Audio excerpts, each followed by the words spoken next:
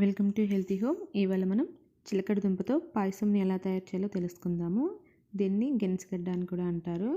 ఒక పెద్ద సైజులో ఉండే చిలకడ దుంపని తీసుకొని శుభ్రంగా కడిగి ఇలా కట్ చేసుకోవాలి. నేను ఆరెంజ్ కలర్ని తీసుకున్నాను. మార్కెట్లో మనకి చాలా రకాల కలర్స్ దొరుకుతాయి, వైట్, పర్పుల్ అలాగా. సో దేంతో అయినా దీన్ని ప్రిపేర్ చేసుకోవచ్చు. చూడండి, ఇలాగా ముక్కలుగా కట్ చేసుకోవాలి.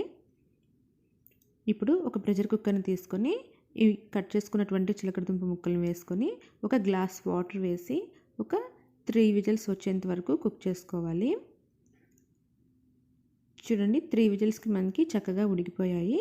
ఇప్పుడు దీనికి ఉండేటువంటి పీల్ని రిమూవ్ చేసుకోవాలి.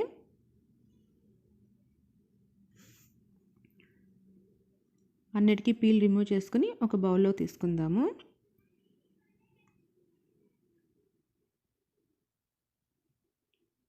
ఇప్పుడు ఈ చిలకడ దుంపల్ని ఒక స్పూన్ సహాయంతో మెత్తగా మ్యాష్ చేసుకోవాలి.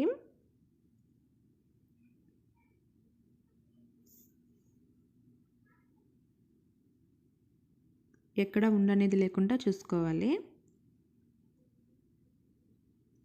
కావాలంటే పప్పు గుత్తితో అయినా మ్యాష్ చేసుకోవచ్చు. ఇలా మ్యాష్ చేసుకున్న తర్వాత దీన్ని పక్కన పెట్టుకుందాం. ఇప్పుడు స్టవ్ వెలిగించుకొని ఒక ప్యాన్ పెట్టుకొని ఒక 2 స్పూన్స్ ఆయిల్ వేసుకుందాం. తర్వాత కొన్ని జీడిపప్పులు వేసుకొని దోరగా వేయించుకుందాము.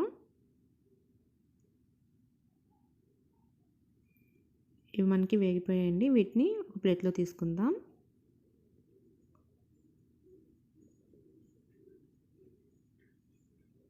తర్వాత ఇందులో 1 కప్పు వాటర్ వేసుకుందాము. ఆ తర్వాత ఒక గంట ముందు నానబెట్టుకున్నటువంటి సగ్గుబియ్యంని ఒక అరకప్పు వేసుకుందాము.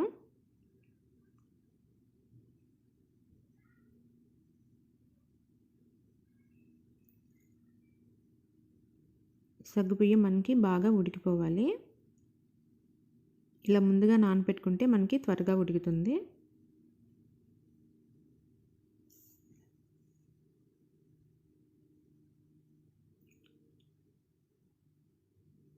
చూడండి, మనకి సగ్గుబియ్యం ఉడికిపోయింది. ఇప్పుడు ఇందులో 1/4 కప్పు బెల్లం వేసుకుందాం. బెల్లం అంతా కూడా మనకి బాగా కరిగిపోవాలి. ఇలాగా అప్పుడప్పుడు గరిటెతో కలుపుతూ ఉడికించుకోవాలి.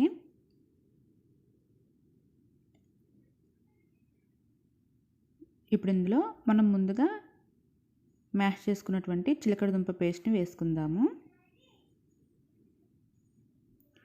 ఈ పేస్ట్ వేసుకొని బాగా మిక్స్ చేసుకోవాలి. ఎక్కడ ఉండలేకుండా బాగా మిక్స్ చేసుకోవాలి. తర్వాత ఇందులో 2 కప్పులు కాచిన పాలు వేసుకుందాము. పాలను ముందుగానే కాచుకొని వేసుకోవాలి. ఇప్పుడు బాగా మిక్స్ చేసుకుందాం.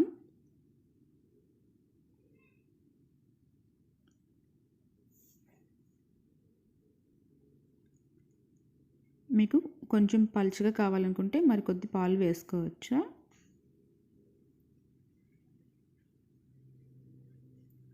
చూడండి, ఇప్పుడు ఒక 5 నిమిషాలు మనం ఉడికించుకోవద్దాం. ఇప్పుడు ఇందులో 1/2 స్పూను యాలకుల పొడి వేసుకుందాం. తర్వాత మనం వేయించి పెట్టుకున్నటువంటి జీడిపప్పులు వేసుకుందాము. ఒకసారి అంతా బాగా కలుపుకొని చివరన కొద్దిగా నెయ్యిని వేసుకుందాము. ఒక 2 స్పూన్స్ వేసుకొని మిక్స్ చేసుకుందాం. ఇంతేనండి, ఎంతో టేస్టీగా ఉండేటువంటి చిలకడ దుంప పాయసం. దీన్ని ఒక బౌల్లోకి తీసుకుందాము. ఈ పాయసాన్ని ఇలా అయినా తినచ్చు, లేదా కాసేపు చల్లారిన తర్వాత ఫ్రిడ్జ్లో ఒక 1/2 అవర్ పాటు ఉంచుకొని తింటే ఇంకా చాలా బాగుంటుంది. సమ్మర్లో పిల్లలకి చాలా బాగా నచ్చుతుంది. అది కాక ఇది పిల్లలకి చాలా మంచిది. వాళ్ళు వెయిట్ గెయిన్ అవ్వడానికి చాలా హెల్ప్ అవుతుంది. పిల్లలకి సమ్మర్లో ఎక్కువగా సగ్గుబియ్యంతో చేసినటువంటి రెసిపీస్ చేయడం చాలా మంచిది. ఏంటంటే వాటికి చలువ చేసే గుణం ఉంటుంది. ఈ పాయసంని డెఫినెట్గా ట్రై చేయండి. చాలా బాగుంటుంది. Thank you for watching. Please subscribe to my channel.